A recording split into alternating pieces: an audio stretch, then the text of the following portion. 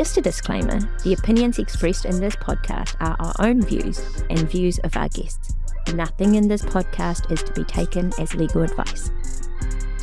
Your LexisNexis legal research and AI technology experience is now even more powerful with Lexis Plus AI, now with Protégé, your personalised AI assistant that will transform your legal work. Find out more today at lexisnexis.co.nz.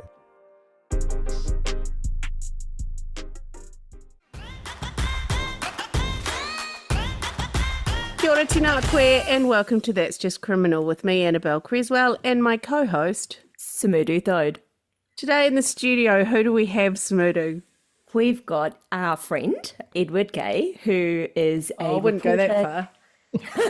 Well, I figured we should start nice before we go, we hate the media. So I'm just lulling him into this false sense of security that we're going to be on his side. So Eddie's been a journalist for about 20 years. He's worked for the Herald, Radio New Zealand. He's covered a lot of high-profile cases, the Kahui twins case, David Bain, Jesse Kempson, and also Philip Polkinghorne. And that's what we're here today, is to talk about name suppression. Now, lots of our many, over 5 fans have asked us to talk about name suppression. I think Eddie was one of them, so 4 fans plus Eddie. People seem really intrigued to talk about it. I find it a painful topic. It's painful in the courts. It's painful to advise your client on. I hate it when it comes up, but people seem really to want it to know about it. I agree. I think it's the secrecy around it. Everybody, every time there's somebody who gets name suppression, the first question is, who is this person? And what are they trying to keep hidden, or why are they famous? As an aside, can I just say, I went back through my text messages to Eddie Gay before this podcast to see if there were any worth reading out. And one of the off very... the record text messages, those ones. Yeah, off the record. Yeah. But one of the very first messages I ever sent you just was the C word. Yeah, I remember that. I actually remember that message. One of the first times, I think we'd already got to know each other, but one of the first times I was up against him in court because I was trying to get name suppression for my client, who was one of the Dilworth guys, I think we can say. I think he lost name suppression in the end anyway, but I'm personally not going to say it. Eddie wanted to print his name. I was fighting it in court, saying, keep him quiet, even he's dying, leave him alone. And Eddie just wouldn't let it go. And then afterwards, I texted him that. So obviously felt justified, that I knew, I think. Just because he wouldn't let it go, because I think what I was trying to do, I think the Crown was saying, just let her have it because she's just going to appeal, because if you appeal name suppression immediately, that gives you 21 days to appeal it. And so the Crown knew we were going to do that. And Eddie's still in court going, no, print it. I want to print this dying man's name. I think your text message was your strongest submission, Annabelle. You must sometimes, though, go, oh, they've got some good grounds. Or, come on, shut the Annabelle /Sumudu. I mean, I would never say that. You think it. You just think it, though. And Never. probably text it too. No, that text all went one way, Sumudu. Yeah, it is much more refined and gentlemanly than I am. So that's how our beautiful friendship started. Eddie is obviously, normally you're on the side of trying to publish stuff, right? I mean, always. Yeah, I think. Yeah, because of the public interest in open reporting, right? Because we're meant to have a transparent and open justice system, and that can't happen when name suppression is granted. So when then do you think it should be granted, Eddie? I mean, it's a case-by-case basis. I can only think of a small handful of cases where I think it has been justified in being granted. Okay, so what's the last case you can think of where you think name suppression was justified? In this case, the case I'm thinking of, it involved a young man who was charged with the murder of his father, who was a gang member. He was given name suppression. I think quite rightly so, given the violence not only in the past of the deceased, but also on that night, and the wider family was also being threatened. And it was a self-defense case, and he was acquitted and kept name suppression. And that's why I'm trying to be very careful in my description of it. Generally speaking, a court can make an order forbidding publication of name, address, or occupation of a person charged with or convicted or acquitted of an offence. Secondly, the court may make an order only if the court is satisfied that publication would be likely to cause extreme hardship to the person charged or convicted of, or any person connected with that person. And it's the extreme hardship test that we struggle with as lawyers, because you really have to satisfy it's not just it's going to be hard for them, it has to be extreme. And then the other ones are casting suspicion on another person, causing undue hardship to any victim, creating a real risk of prejudice to a fair trial, endangering the safety of any person, and prejudice to the maintenance of the law or security of defence in New Zealand. So the court has to be satisfied that publication of name would lead to one of those things, and it is not easy. The main one we deal with is the extreme hardship as opposed to the others. I've used quite a bit the endangering the safety, because nowadays when you have somebody being dragged through the media, now they get trolled, now they get threats, and so there's also, and I always throw in their safety is endangered if they're getting threats online, which many do. Yeah, and then you can link that to family as well, and if there's young kids or, kids at school. But what I mean is, rather than the casting suspicion on others or prejudice to law or defence, etc., it's mostly the impact on the person appearing in court or their family.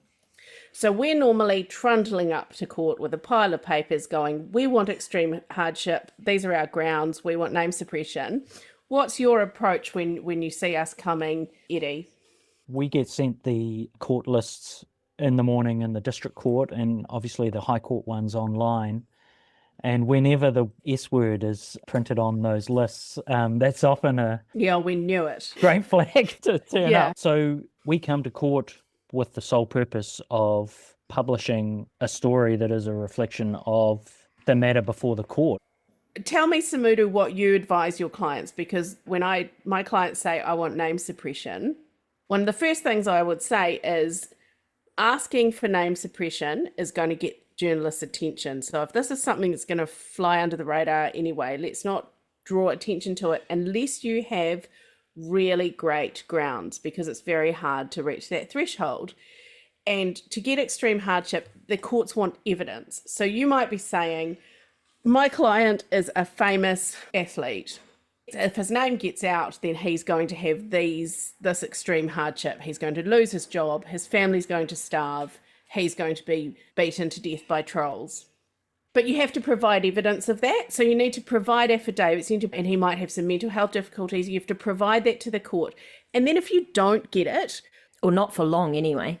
yeah, and now the journalists got access to all that now. They've sat there hearing you spill your guts, or your client's guts, and now they run away and print it all, write it all up and print it all. So it's like, we don't want to go to court and give them all this information unless we are really sure that you want to roll this dice.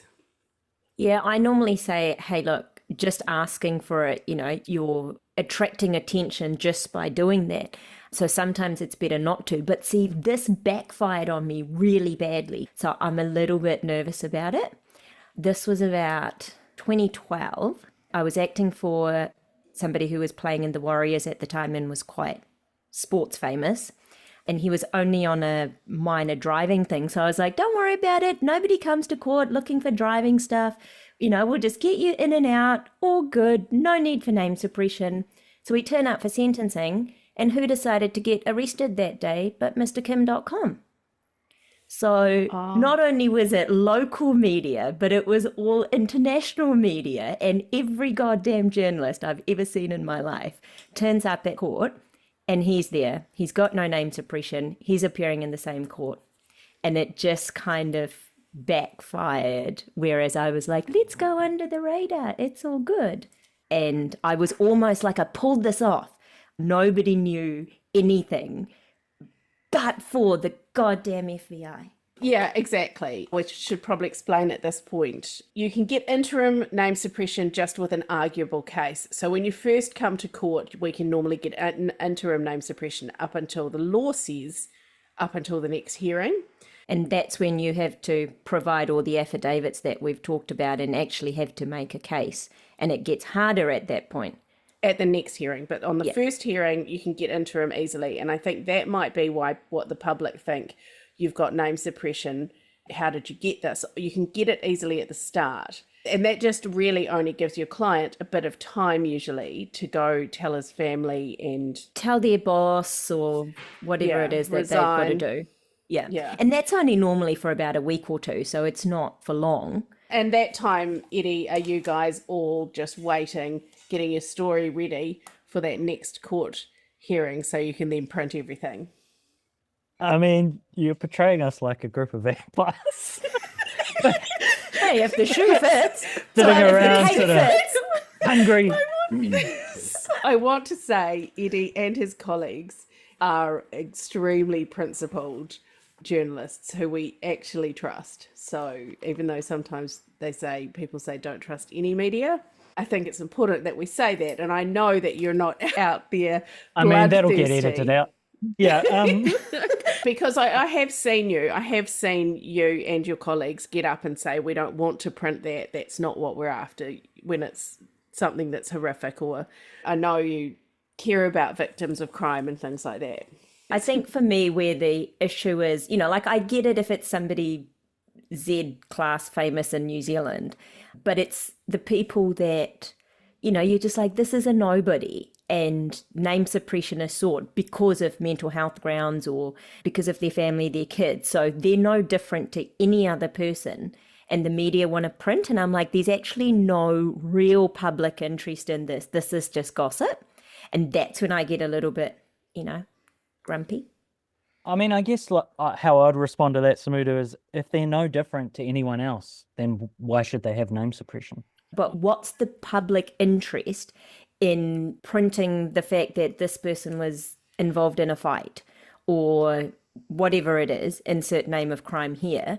I get the public interest / gossip factor if it's somebody well known, but if it's just a nobody, like what's the point? Because you publish it on the front page of the Herald or stuff or whatever it is, it's there forever, and like the damage is already done. I guess if that's how you think it should be, then we give away open and transparent justice and people aren't named. And personally, I don't feel comfortable with that. Yeah, I agree with you, Eddie. I mean, it's all a balancing exercise, right? We need to have open reporting, and we really want, if it's not our client, we want to know what's going on in New Zealand, right? I mean, I'm not that interested in a pub fight, but it's obviously there's some reason why they're publishing that, and it might be rising levels of violence or something like that. But it's balancing that against our individual cases, right? Where this person is going to suffer because their name is out there. I think that's what that is about. But Sumudu, do you actually believe that the media should not print as much as they do? Or not? Oh, no, not that they shouldn't. It's like you say, we're all curious about what's going on. But now their name's on Google for everybody to see for the rest of their life. I get open justice, but it's just sometimes I'm like, other than just pure gossip factor, is there any newsworthiness in these articles? Yeah, I mean, it's hard for me to defend that decision, Sumudu, because I don't know what the case is, and it's not my call. I mean, you're right. It often comes down to a journalist's call or an editor's call.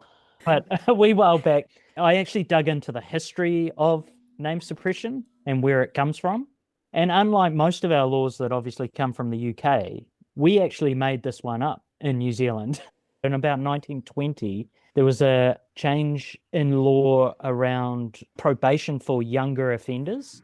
And a group of probation officers actually approached Parliament and said, it'd be great if, these young offenders, essentially our equivalent of the youth court now, right? Where it's automatic name suppression for young people.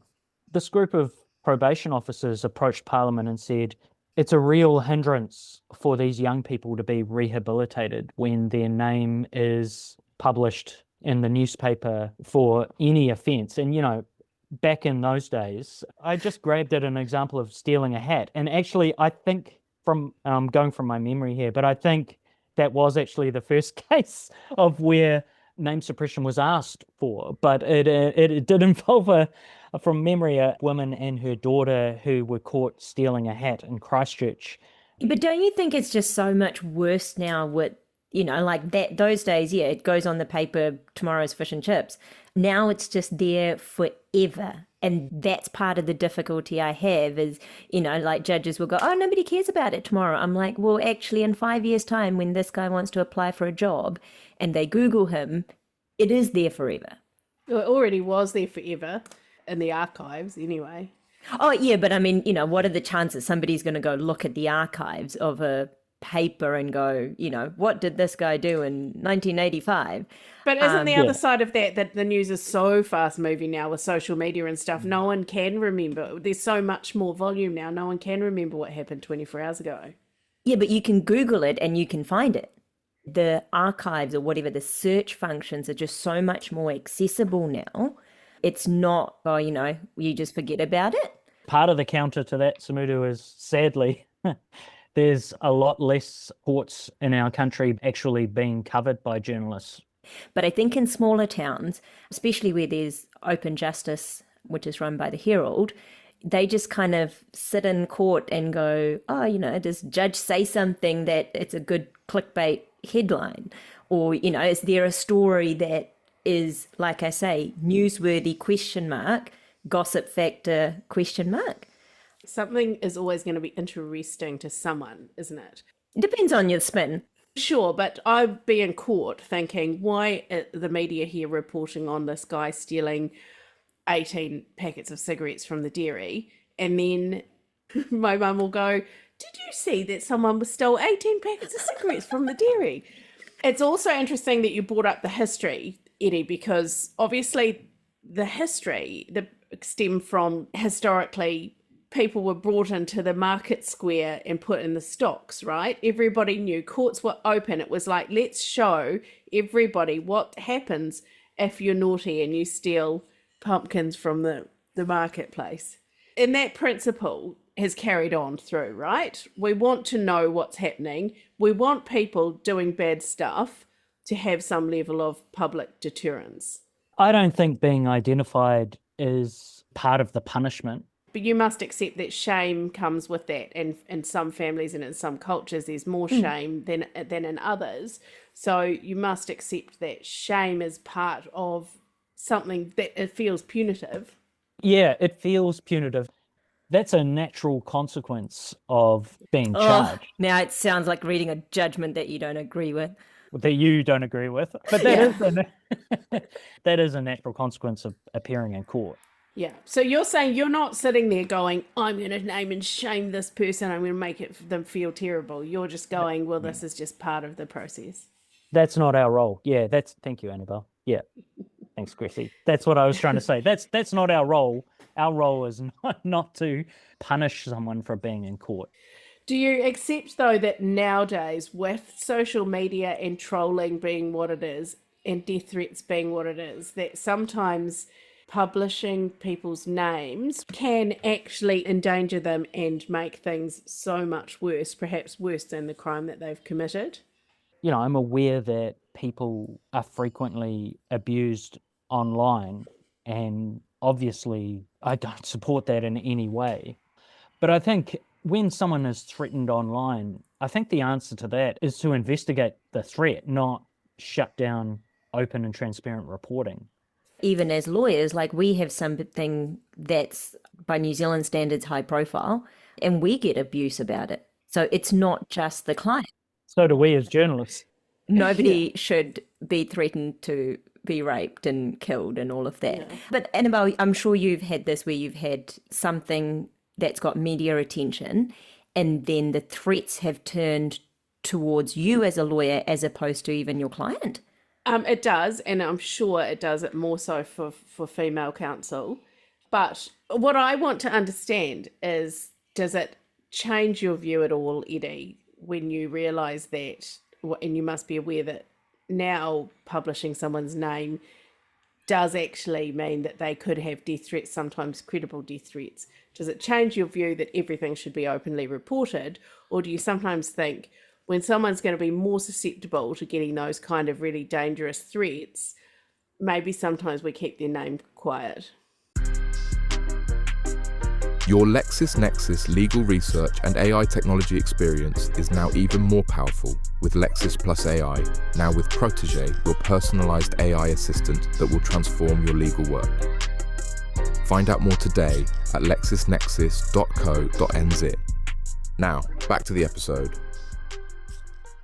It's a real hard one, Chrissy. No one should receive threats.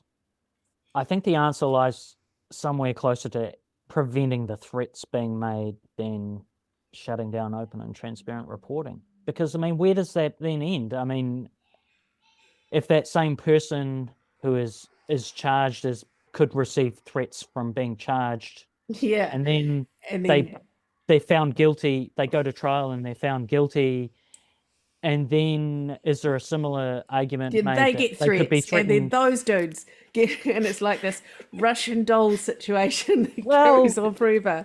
I'm less concerned about people getting name suppression post a guilty plea or verdict. You know, I think my concern is more before that, when there's a not guilty plea.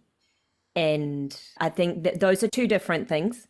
You're more focused on fair trial rights, Sumudu, which is in one of the other grounds. We've really been looking at safety and extreme hardship, but Well, I mean, Kempson's probably a great example of fair trial rights and why name suppression was granted, because he had name suppression right throughout Grace Millane trial, but only because he had two other trials, I think, at the time that were going to happen in the future. But the reality is, we know that if his name was published pre or during the Grace Millane thing, and then he had two more trials for attacking two other women, there is no chance, whether or not he was convicted of the Grace Millane murder, there was no chance that any jury would have found him not guilty. In a situation like that. But you're right, Like, because well, Sumudu's great point has now actually been enshrined in law, and I'm going off the top of my head here again, but I think it's 199A of the Criminal Procedure Act, where the media essentially can't report previous convictions. Yeah. Or it gets very complicated with which sets of charges have been laid first.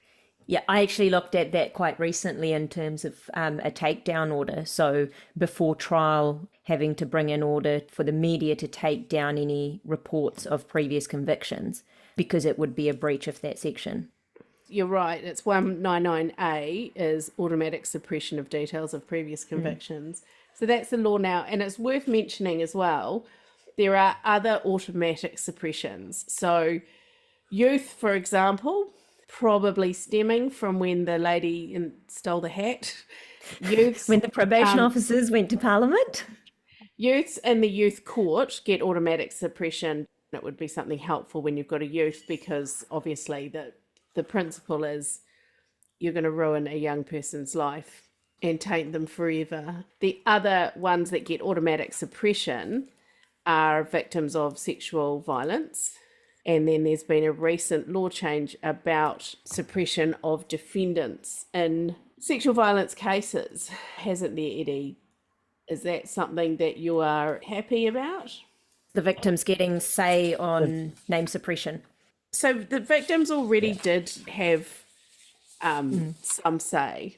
And Their views had to be taken Their into views were account. taken into account, yeah. So what they've changed it to is they've changed the wording of the purpose of the section is to protect the complainant's privacy and support the complainant's autonomy in connection with the publication of details of a person accused. It used to say the purpose of the section is to protect the complainant. So basically women were victims of serious sexual crime were coming forward and saying, I want his name published. Previously, if there was any chance that he would be identified based on her having automatic suppression, then he would get name suppression. And victims were saying, I don't want that. So this legislation is to allow victims to have a say about whether defendants now get name suppression ongoing. This came pretty soon after the Fairgrave case, which has finally gone right through the courts. But, that case involved a young man who had sexually offended against a group of young women, mostly who he had met through school, and that some of those young women had had their own automatic name suppression as survivors of sexual assault lifted.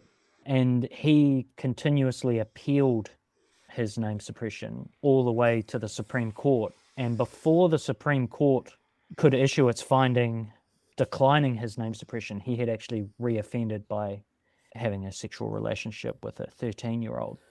And I think that case did show just how important it is to name, especially convicted sex offenders. I'm not sure that that's why the law change happened, but I think it is important to give survivors the chance to be heard on name suppression. Well, they are and were heard, though. So it's not about them not being heard, but it's just about who gets the final decision. Yeah, it was a factor. Yeah. Now they have a lot more power. Their say carries a lot more weight.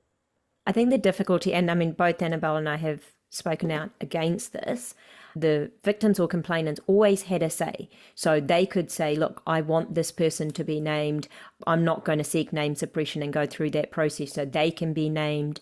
There was always that option. But you know that in name suppression arguments, there's so much more information that a judge will get that the victims or complainants just don't have in terms of making that decision. So it could be psych reports, it could be affidavits, it could be, letters from work, whereas the victims or complainants will not have that information before they go, this person should have name suppression or they shouldn't. So the law hasn't changed in terms of saying, the threshold is still extreme hardship, but they just don't have that information. So I have real problems with them making the final decision based on a gut feeling and reaction. There are issues with it, and especially in like what happens when there are multiple complainants and some complainants say yes and some complainants say no. But at the same time, how many cases have we had where a defendant is granted name suppression and that name suppression continues, and then when it finally lapses, more complainants come forward? This is not an argument favoured by defence counsel. More shit's going to come up for your client. But yes, I suppose from every other perspective, that's a reasonably positive thing. Take the example of the parish priest, where they might have been offending, and then what the Catholics would do is just move them to a different parish, and that could go on for 50 years. So it's once those people are in the paper, then they go, oh, that was my priest. He used to And he touched invite me. He used to invite me into the vestibule with regularity. And I think that happened, was it Parker, who was the up north teacher? His name got published, and it's like all the different schools that he was at, and all these people kind of came and reported after that. Dilworth is a good example, isn't it? I mean, they just, after you openly reported everything, Eddie, like a dog with a bone, they kept coming and coming, didn't they? And if most of the Dilworth guys hadn't died, there'd probably still be people coming. There'd probably still be cases before the court. Dilworth, we've had waves of complainants come. And again, there have been cases where a Dilworth accused initially was given name suppression, and then once they've been named, many more charges have been laid because more complainants came forward. I can't imagine how many times people actually went and made complaints about Dilworth before police did something. I mean, because it's quite notorious that police in the 80s and even 90s would be slow in coming forward with sexual abuse, and I think sexual abuse against males in particular. Yeah, I mean, we know Wilson, for example, Ian Robert Wilson, who's one of the worst offenders at that school. He was charged and convicted in the 90s of one offence against one boy. And you would have to ask what kind of investigation happened in the 90s. But I mean, it gets it shows what great police work was done later. It's Did kind they of have funny. name suppression back then? Wilson had name suppression, ironically. This there is you a go. very good argument for you then, isn't it? Another one, yeah. Yeah. You know what's actually, I mean, putting aside the lawyer hat, what's really disappointing is I feel like a lot of these people that do have name suppression, like the media build it up and you're like, who is this? Who is this? Like, you know, it's this famous entertainer, this famous sports person. And then you read it and you're like, who the hell is that? Yeah, especially TikTokers and people, and it'll be like, this person has 70,000 followers. I can guarantee that I do not know one single one of those 70,000 followers on TikTok, nor do I care what said TikToker is up to in their spare time. And it's just really disappointing because I feel like you sort of build this up, like there's some newsworthiness in this. And and I guess that's what it is, right? Like that's what you guys are trying to do as journalists. You're trying to create a buzz. But then it's like there's this letdown. You're like, I don't know who that is and I don't care. He doesn't work for Heat magazine. Like he's not trying to create a buzz. The purpose really of the podcast was because members of the public feel like the question is who gets it and who doesn't, because it seems random. It does seem people like that ACT Party guy get to keep name suppression for a really long time. Some people get their names leaked straight away. We've explained a little bit about the test now of extreme hardship and fair trials, but Eddie, if someone asked you, a random member of the public said, who gets it and who doesn't, how would you answer that question? Yeah, I think that's a really, really tough question to answer, and it should be on the merits of the case. But I mean, I think the important thing that listeners might not know is just being famous is not enough to get name suppression, because that seems to be this commonly held belief that people get name suppression just because they're famous. Yeah, that's actually in the statute, but then a lot of defense lawyers will then lean hard on, well, but my client's a well-known financier and he's going to lose his job and there's the extreme hardship. I mean, it's very hard to find sympathy for financiers, anybody that knows himself. I apologise to the financier community. I just pulled that as an example. I think that's an important thing for listeners, you're right, Sumudu, to know.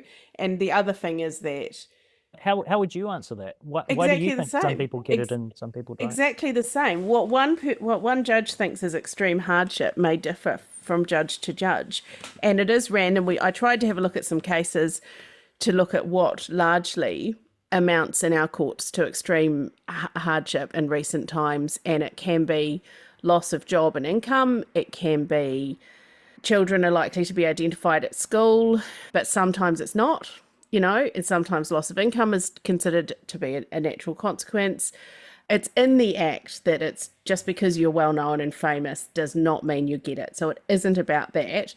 But of course, if you're famous, there's going to be more media interest, and then the consequences of your name being public might involve losing your job, losing your reputation, and then depression, mental health issues, and possible suicidal ideation and things like that. That does seem to be something that the courts will take seriously. PTSD seem to take seriously, but in some cases they don't. Some cases they say, well, that's just that's just what happens when you... Yeah, you've already suffered those consequences. It's not as a result of publication.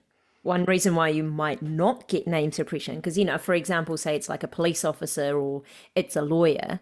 I remember years back, you know, when it was a young female lawyer who took contraband to her boyfriend at the prison, and then, you know, all of us young female lawyers, people were like, well, was it, you know, who was it? Was it you? Was it you? So then it was like, so we're all like, name just name her. Just name her, goddammit, because it's not me. Yeah. You know, so that I think sometimes works the other way. So if it's like a, you know, high up police officer or something, and then all high up police officers who would be a handful that fit into that category, everyone's like, is it them? Is it them? Is it that person? So you want them named so that other people don't get asked all those questions? Yeah, I'm just trying to find the exact. It says, court may make an order if publication would be likely to lead to the identification of another person whose name is suppressed by order or by law. So say if the complainant in a sexual violence case has got automatic name suppression, there's more likelihood that their husband, who's got the same name, is going to have their name suppressed, for example. Yeah. Let's say if they go and publish, Sumudu Thode beat up her podcast wife. It's like, you know who the hell she beat up.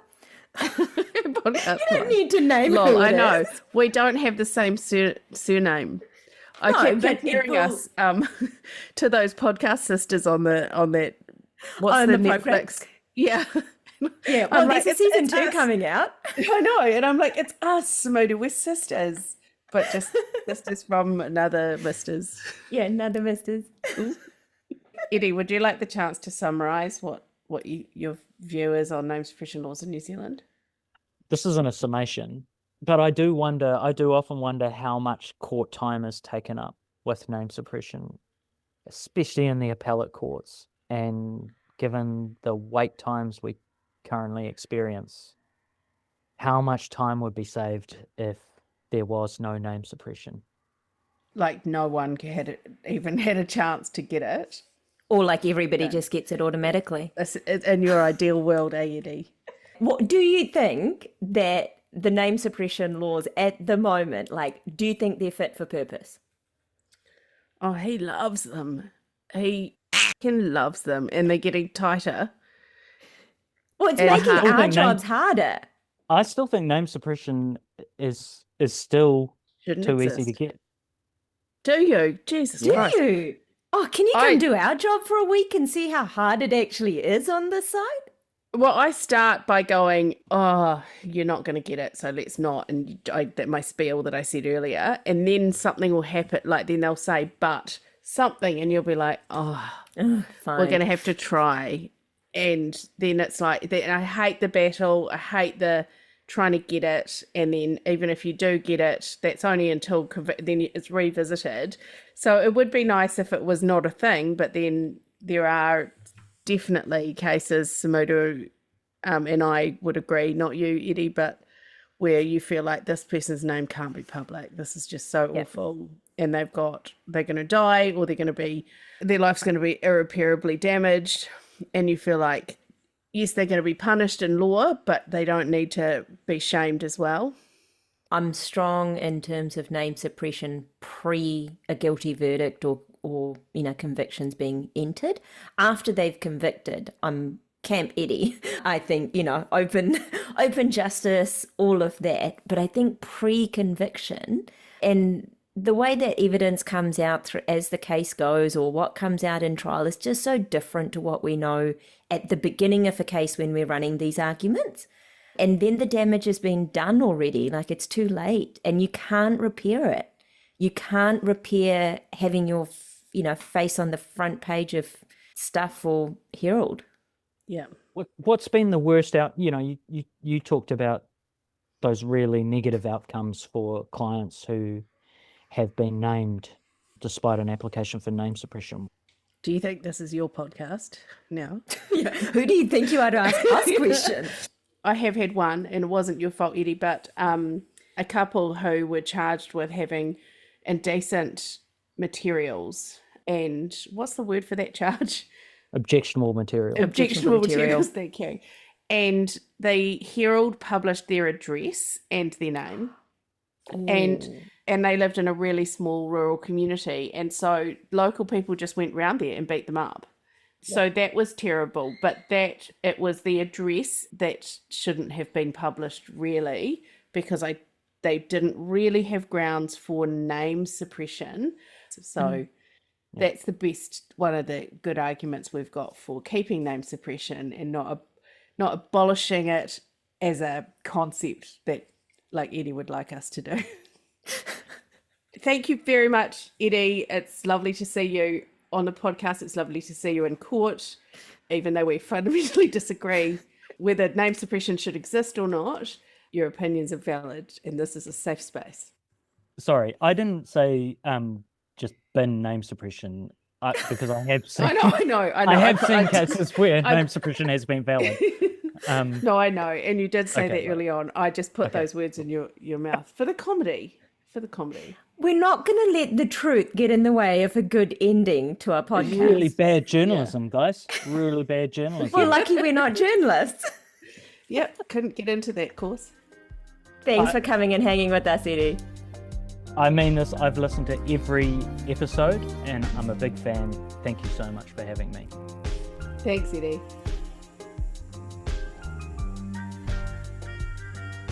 So that was good to talk to Eddie. We obviously see him every day. Oh, not every day, but we obviously see him regularly and know his take on a few things. But I haven't sat down and really understood his firm beliefs in name suppression before. I think it was just interesting to hear it from all angles, and Eddie was our first fan on the podcast, which was nice too. Very nice of him to come on the show. I'm surprised he agreed. Thank you to LexisNexis, and don't forget to subscribe wherever you listen to podcasts. Mate, please a court. Is that all you've got? Yeah, I think that'll tired. do. It's Yeah, I'm same, exhausted. I'm like, I can't word anymore. It's No, 9 o'clock yeah. at night.